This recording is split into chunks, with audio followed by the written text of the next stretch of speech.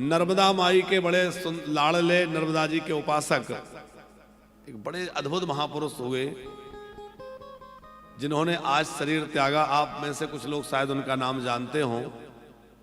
परम श्रद्धेय पूज्यपाद श्री सियाराम बाबा जी। आज मोक्षदा एकादशी है। उनके भजन का, उनकी सेवा का प्रभाव देखो कि उनको आज का दिन मिला। यद्यपि वो कुछ दिन से अस्वस्थ चल रहे थे। बीच में सोशल मीडिया में ऐसी भी खबरें चली कि वो चले गए, पर वो अस्वस्थ थे, उनका इलाज चल रहा था।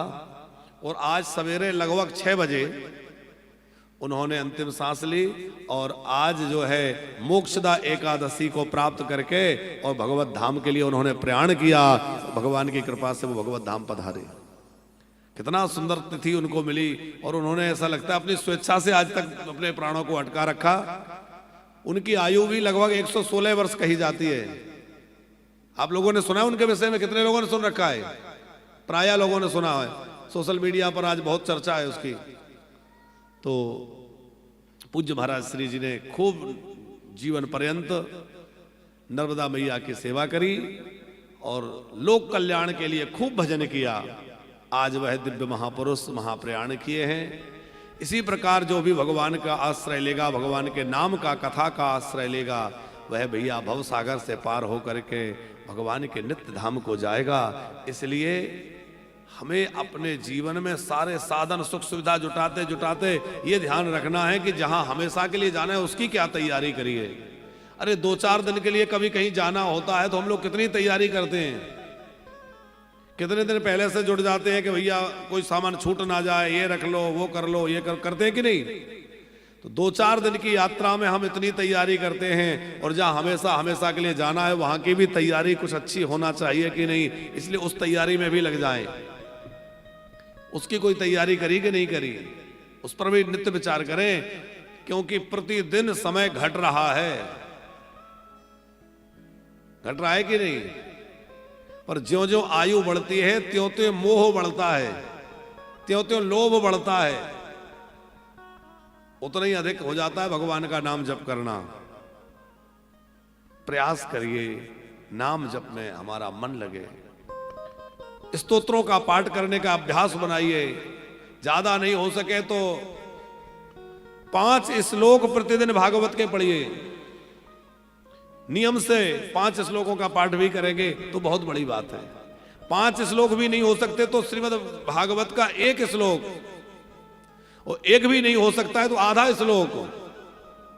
यहां तक लिखा है भागवत के महात्म में कि आधा श्लोक भी कोई श्रीमद् भागवत का प्रतिदिन पाठ करने लग जाए वह भी भगवान का प्रिय हो जाता है। भागवत जी का श्लोक करें या श्रीमद् भगवत गीता का श्लोक। आज जो है गीता जयंती है। आज के दिन गीता जी प्रकट हुई। आज ही के दिन भगवान ने गीता जी का जो है वाचन करके अर्जुन को सुनाया। तो हम लोग आज से ही यही नियम ले लें कि गीता जी का 1 श्लोक पढ़ेंगे, 5 श्लोक पढ़ेंगे। आप विचार करिए कल्याण के कितने साधन हैं, पर हम कुछ नहीं करना चाहते। शिकायत करते हैं भगवान नहीं मिलते, काम नहीं बनता, ये नहीं होता, वो नहीं होता, करना कुछ नहीं चाहते।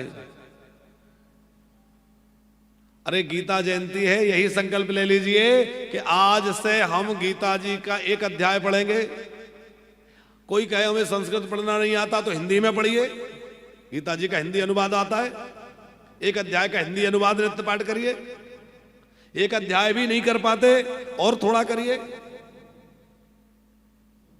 उसमें भी बाधा हो, कठिनाई लगती हो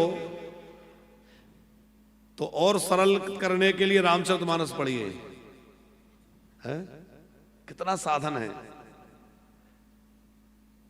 5-7 चौपाइयां भी जो रामचरितमानस की नित्य पढ़ने लग जाए, विपत्तियां उससे अपने आप दूर भाग जाएंगी।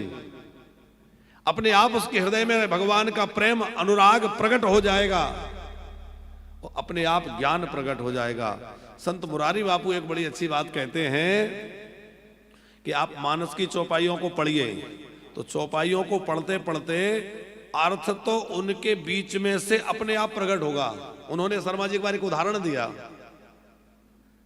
वहां तुलसी महोत्सव चल रहा था तो उन्होंने उसमें एक अच्छी बात कही, बोले चौपाइयां जब लिखी होती हैं तो उनके बीच में जो रिक्त स्थान होता है, तो बोले जो रिक्त स्थान होता है वहां से अपने आप अर्थ प्रकट होगा। उन्होंने एक उपमा दी, आप पढ़िए तो सही, आपको नए नए अर्थ नए नए भाव अपने आप प्रकट हो जाएंगे। अब आजकल के बच्चे भी जो है ये पढ़ना तो चाहते नहीं और सोचते अपने आप प्रकट हो जाए, तो अपने आप कहां से, अरे पढ़ते जाओ तो आप कहां पढ़ने जा रहे हैं, कौन पढ़ा रहा है नहीं पढ़ा रहा है वो तो अलग बात है, पर आप यदि अध्ययन स्वाध्याय के रूप में भी केवल रामचरितमानस को पढ़ते जाएं पढ़ते जाएं पढ़ते जाएं, अपने आप नए नए अर्थ प्रकट होते चले जाएंगे। भागवत जी को, गीता जी को पढ़ते जाएं। ये बात हम इसलिए भी कह रहे हैं कि हमारी वाणी को आज जो नूतन व्यास हैं, बड़ी संख्या में वो नए नए व्यास भी सुनते हैं, महाराज जी क्या कह रहे हैं हम भी कहने लगे। भैया महाराज जी जो कुछ कह रहे हैं वो कुछ नहीं है, संतों का प्रसाद है। बस आपसे इतना ही आग्रह है कि आप रामचरितमानस का पाठ करिए, गीता जी का पाठ करिए, भागवत जी का पाठ करिए, और जिसने ये तीनों पकड़ लिए उनके लिए, वक्ताओं के लिए पर कोई रोकने वाला नहीं है। वो कहीं भी किसी भी समाज में बोले वो वैदुष्यपूर्ण हो जाएंगे। जिसने विधिवत जो है लघु सिद्धांत कौमुदी आदि पढ़ी हैं, व्याकरण आदि पढ़े हैं, उनका तो कहना ही क्या है।